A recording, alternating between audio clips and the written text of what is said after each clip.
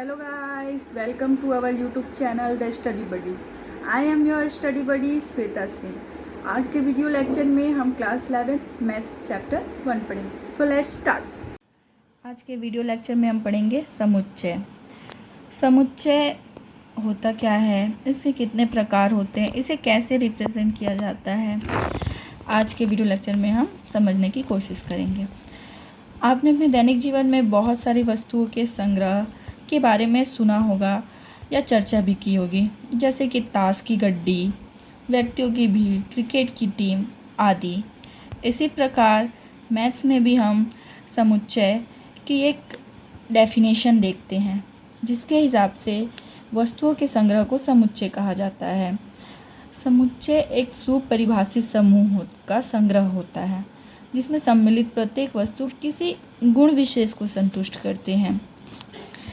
इसका अर्थ यह है कि आपने जो समुच्चय लिया हुआ है और उसमें जो वस्तुओं का संग्रह है वो सुपरिभाषित होना चाहिए और वह एक किसी गुण को संतुष्ट करना चाहिए, जैसे कि A = 1 3 5 7 9। इस उदाहरण से हमें यह पता चल रहा है कि हमारे द्वारा लिया गया समुच्चय जो है उसमें समुच्चय में लिए गए जो सदस्य हैं वो 10 से कम विषम प्राकृतिक संख्याओं का समूह है, अर्थात यह एक विशेष गुण को संतुष्ट करती है। अब दूसरा है अंग्रेजी के वर्णमाला के स्वर।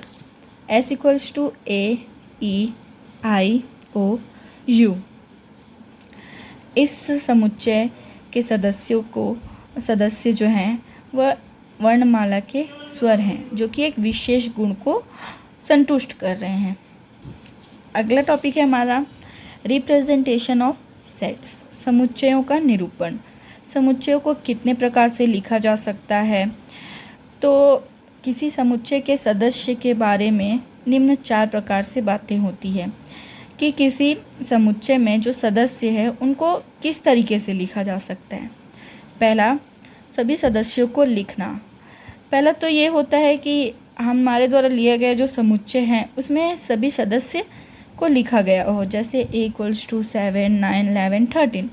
सेकेंड है कुछ सदस्य को लिखने के बाद डॉट डॉट लगाकर छोड़ देना, जैसे कि A = 2 4 6 8 डैश।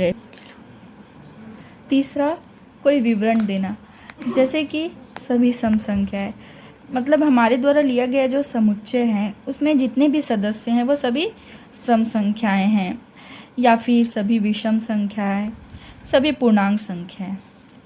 चौथा, बीजगणित की सहायता से, जैसे C = x सबसेट 2 > x < 7, जहाँ x जो है वो एक पूर्ण संख्या है। इसका अर्थ यह है कि हमारे द्वारा लिया गया जो समुच्चय C है उसमें जो सदस्य हैं वो सभी पूर्णांक हैं और 2 से अधिक तथा 7 से कम हैं, अर्थात हमारा समुच्चय C = 3 4 5 6 होगा। इसके बाद अगला टॉपिक है समुच्चय के प्रकार, टाइप्स ऑफ सेट्स। हम 3 टाइप्स ऑफ सेट्स पढ़ते हैं। पहला है परिमित समुच्चय, जिसे फाइनाइट सेट भी कहा जाता है। दूसरा, अपरिमित समुच्चय, जिसे इनफाइनाइट सेट कहा जाता है। तीसरा, रिक्त समुच्चय, जिसे शून्य समुच्चय भी कहा जाता है, एम्प्टी सेट या नल सेट। पहला, परिमित समुच्चय, फाइनाइट सेट। परिमित समुच्चय में लिया गया जो समुच्चय होता है उसमें सदस्यों की संख्या सीमित होती है, जैसे कि 3 7 9। इसमें सदस्यों की संख्या 3 है जो सीमित है। हमें ज्ञात है कि दिए गए समुच्चय में सदस्यों की संख्या 3 है, इसे फाइनाइट सेट कहते हैं। दूसरा, अपरिमित समुच्चय, इनफाइनाइट सेट। इसमें लिया गया जो समुच्चय होता है उसमें सदस्यों की संख्या हमें ज्ञात नहीं होती, वो असीमित होती है, जैसे कि 2 4 6 8 एक्सेट्रा। तीसरा, रिक्त समुच्चय या शून्य समुच्चय। इसमें सदस्यों की संख्या शून्य होती है या फिर कोई सदस्य ही नहीं होते हैं।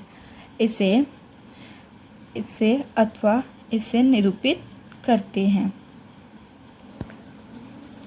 अगला टॉपिक है समुच्चयों की सदस्यता, membership of sets. Membership of sets का मतलब है कि हमारे द्वारा लिया गया जो समुच्चय है उसमें जो समूह हैं क्या वो उसी समुच्चय के हैं या किस प्रकार प्रेजेंट किया जाएगा, किस प्रकार दर्शाया जाएगा उसे। इस साइन को बिलोंग्स टू कहते हैं और यह चिन्ह देकर हम बताते हैं कि कोई समुच्चय कौन समुच्चय का सदस्य है। जैसे कि एग्जाम्पल के लिए हम एक समुच्चय लेते हैं S=2, 5, 6, 7, 9। इसका एक सदस्य है 7। हमें ये बताने के लिए कि यह इसी समुच्चय का सदस्य है, इसे इस प्रकार से लिख सकते हैं 7 बिलोंग्स टू S। इसके विपरीत इस चिन्ह द्वारा हम यह बता सकते हैं कि कौन समुच्चय का सदस्य नहीं है। जैसे कि 3 समुच्चय S का सदस्य नहीं है, इसे हम लिख सकते हैं कि 3 it is not belongs to S। Thank you guys to watching this video lecture. If you like our videos then do not forget to like, share and subscribe.